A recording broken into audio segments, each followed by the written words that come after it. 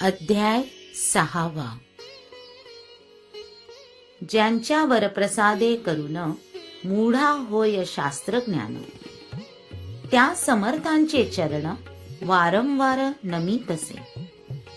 स्वामी महाराजांना भक्तिभावे नमन करून विष्णुबुवा थोरात मागील अध्यायात अपूर्ण राहिलेली तात्यासाहेबांची कथा 6व्या अध्यायात पुढे सांगू लागतात. चोळाप्पाकडून काम होणार नाही हे कळल्यावर तात्यांनी अनुष्ठान केलं. ब्राह्मणांकरवी गुरुचरित्राच्या पठणाचा कार्यक्रम आयोजिला. हर तऱ्हेने स्वामी महाराजांना प्रसन्न करण्याच्या प्रयत्नांना अपयश आल्यानंतर तात्यासाहेबांनी कूटनीतीचा आधार घेतला. एके दिवशी फसवून स्वामींना मेण्यात बसवून तात्यासाहेब बडोद्याच्या मार्गाला लागले. मात्र आत्मज्ञानी स्वामी अर्ध्या वाटेवर मेण्यातून बाहेर पडून अक्कलकोटला परतले. असे अनेक वेळा घडल्यानंतर तात्यासाहेब सरदारांनी स्वामी पुढे हात टेकले आणि हार स्वीकारून बडोद्याची वाट धरली.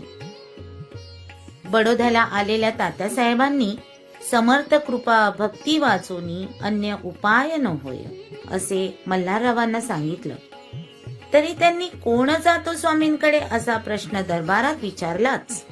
तेव्हा यशवंत नावाचा मराठा उमराव तयार झाला. स्वामी महाराजांसाठी उंची वस्त्रे, धनसंपत्ती आणि अनमोल रत्न यशवंत उमरावकडे देऊन मल्हाररावांनी त्या स्वामींकडे पाठवले. अक्कलकोट गावी पोहोचताच यशवंत उमरावानं राजांनी दिलेल्या मौल्यवान वस्तू सुवर्ण तबकातून स्वामींना सादर केल्या.